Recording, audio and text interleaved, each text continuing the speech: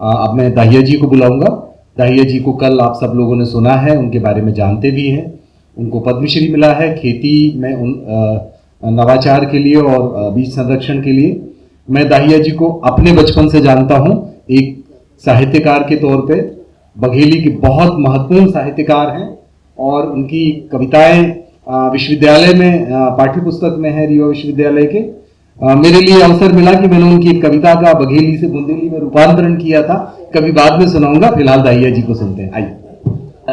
अगर हम खेती के, मनुष्य के पृथ्वी में अस्तित्व को 1 करोड़ वर्ष माने तो 99,90,000 वर्ष वो बिना खेती के रहा। खेती का इतिहास मात्र 10,000 वर्षों का है। अभी आप पशुपालन पर भी देख रहे थे, तो पशुपालन भी 7-8 हजार वर्ष के इधर ही आया, पहले कुछ नहीं था। लेकिन जो हमारी व्यवस्थित खेती है वो आज से 2800 वर्ष पहले आई, जब लौह आयस्क आ गया। जब तक लौह आयस्क नहीं आया था तब तक आप देखिए प्रागैतिहासिक काल की जितनी बस्तियां वो सब नदिया किनारे हैं। लेकिन जब लौह आयस्क आ गया तो मैदान में बसने लगे, वो कुआं खोदने लगे। और जब लकड़ी के हल के फाल में इतनी बड़ी लौह पट्टिका लगी, अधिक जुताई होने लगी, तो लोगों की निर्भरता खेती पर हुई। अभी सर ने अभी बताया था ना, जानवरों के बारे में बहुत अच्छी जानकारी दी, पूरे देश के बारे में।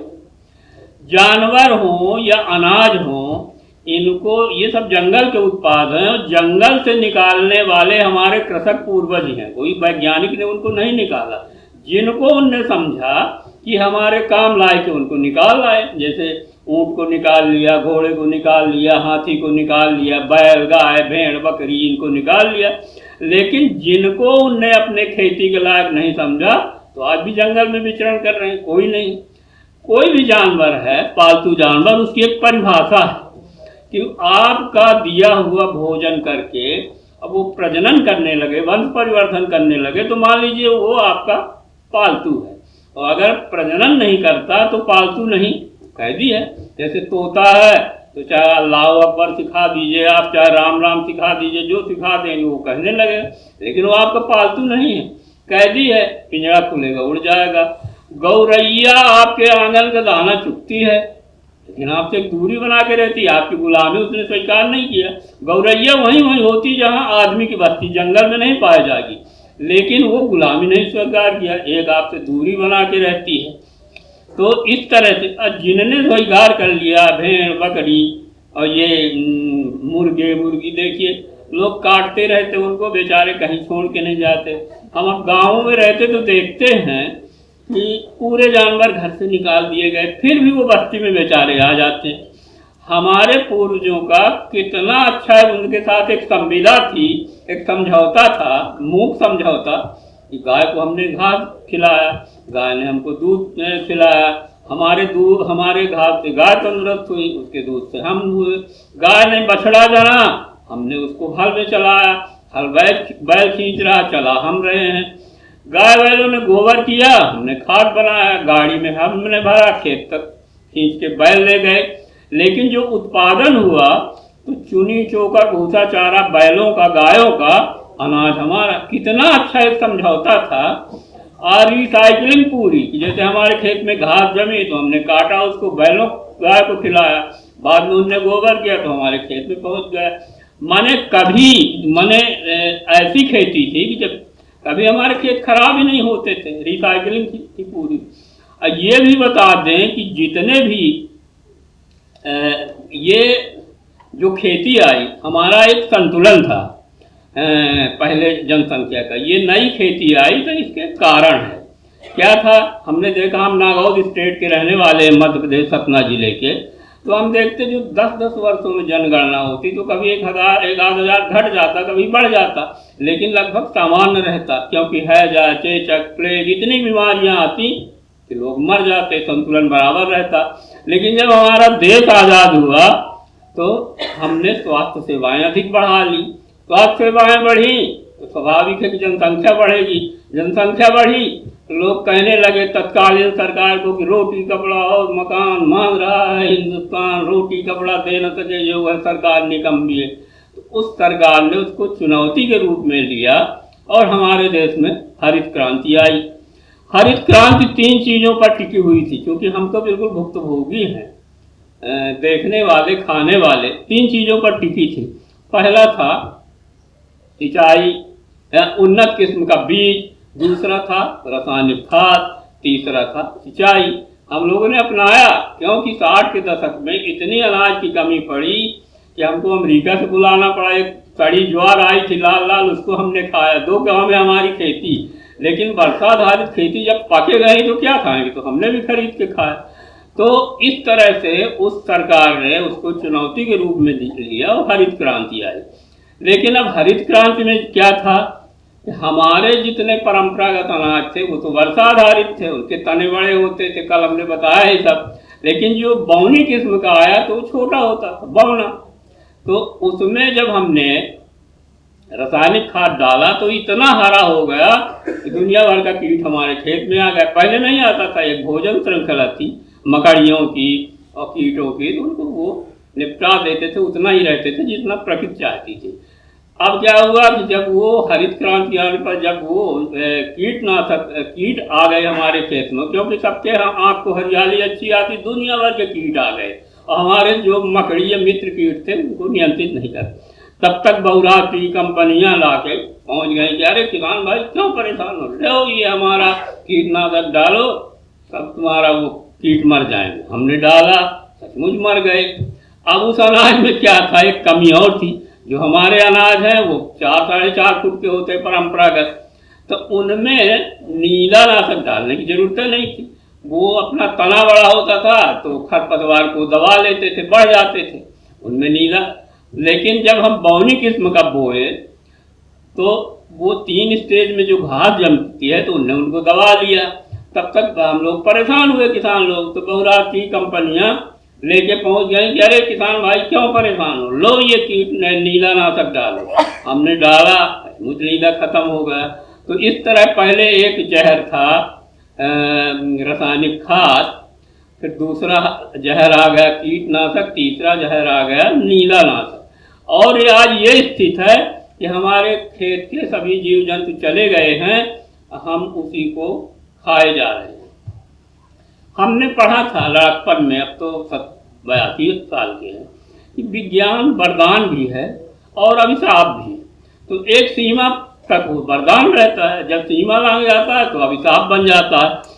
हमको ऐसा लगता कि 90 के दशक तक वो वरदान था, क्योंकि हैजा चेचक प्लेग सब खत्म हो गए। कहाँ तो हमारे खाने को नहीं था, कहाँ इतना उत्पादन बढ़ा कि एक बोरे को दूसरे के ऊपर रखते जाए तो बोरों की श्रृंखला चंद्रमा तक पहुंच जाए। लेकिन उसका जो दुष्परिणाम हुआ, हमको ऐसा लगता कि 90 के दशक के बाद अब हम अभिशाप भोग रहे हैं।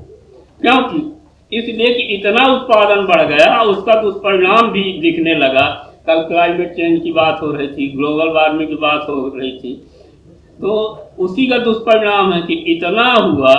अगर आज हम 1 क्विंटल गेहूं उगा के बाजार भेजते हैं तो उसका मतलब है कि 1 लाख लीटर पानी अपने गांव का हम बाजार भेज रहे हैं। अब पैसा कितना मिल रहा है, 2000 रुपये। कोई पानी वाली कंपनी है, उसी तरह पानी बहुत दूर उत्पादन करती जैसे हम करते हैं, तो उसका 1 लीटर पानी 20 रुपये का बिकता है। और कृषि विभाग का आंकड़ा है कि 1 किलो धान, ये बौनी किस्म की जो चली ना, परंपरागत में तो वो वर्षाधारित थी, तो 1 किलो धान उगाने में 3000 लीटर पानी लगता है। वर्षा का हुआ ठीक है, वो जल स्तर बढ़ाएगा। लेकिन अगर उद्वहन करके हम पीजेंगे तो घाटे का सौदा कि 1 किलो धान उगाएं और 3000 लीटर पानी बर्बाद करें उसके मूल्य से अधिक।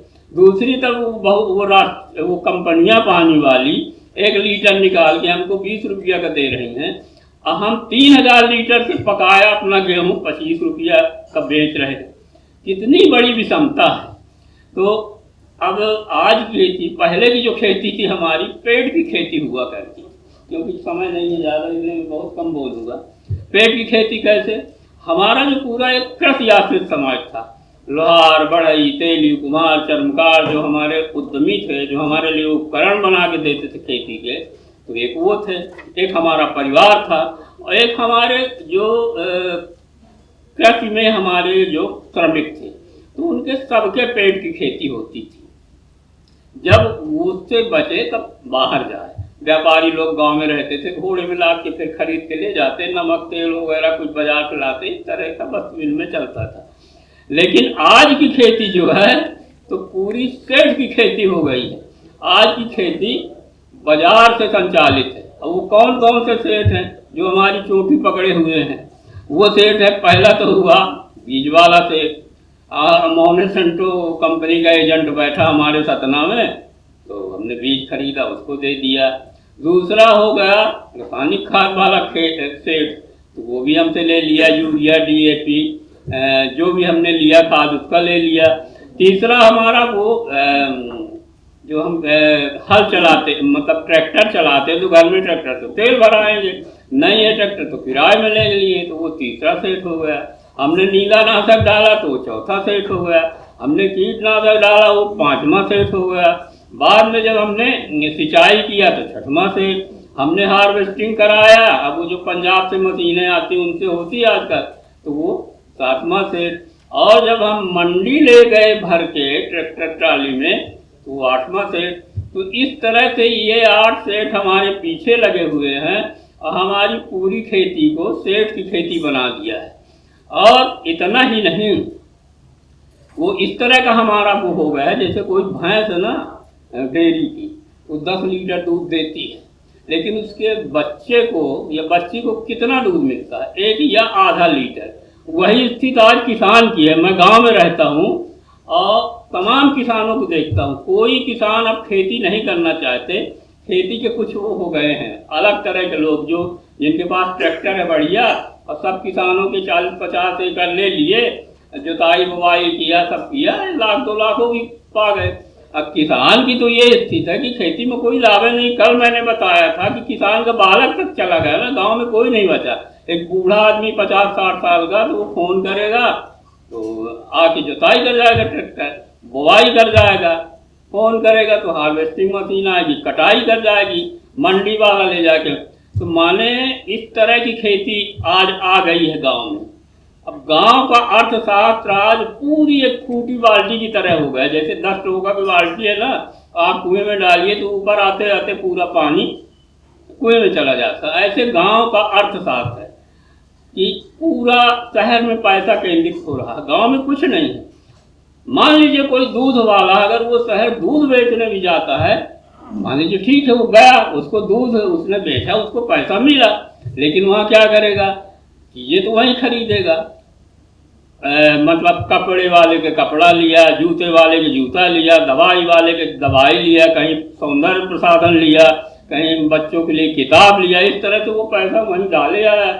फिर थका मांदा आया तो किसी मदिरालय में जाके पी भी लिया। इस तरह पूरा पैसा कुएं का पानी कुएं में चला गया। लेकिन शहर का पैसा क्यों बढ़ता है? इसलिए बढ़ता है कि सपोज करिए कि 10 व्यापारी हैं और उनने 100 रुपया अपनी पूंजी लगाई, तो दिन भर में उनकी पूंजी 110 रुपये हो जाती है। क्या हो जाती है? कपड़े वाला जूते वाले के जूता वाला, दवाई वाले के दवाई वाला, वो वहीं पैसा राउंड करता है एक दूसरे के, तो वो एक 100 रुपये का 110 बना देता है। और हमारे यहाँ का भी पैसा वहीं राउंड करता है, तो हमको कंगाल बना रहा है। तो आज गांव की स्थिति है, आप NGO वाले हैं, गांव तब तरक्की करेगा जब शहर का पैसा गांव में आप राउंड करवाओगे। जैसे पहले होता था, पहले हमारा जो वस्तु विनिमय था उसमें बाजार से कोई लेना देना, वहाँ से नमक आता था या कच्चा लोहा आता था, बाकी वहीं हमारा वस्तु विनिमय था। तो जब तक गांव में वो पैसा जो आप शहर में राउंड करवा रहे हैं, जब तक गांव में नहीं करवाएंगे तब तक गांव खुशहाल नहीं होंगे। इसलिए इस तरह की योजना बनाइए कि गांव खुशहाल हो और इस तरह का न रहे जैसा है आज। बहुत बहुत धन्यवाद।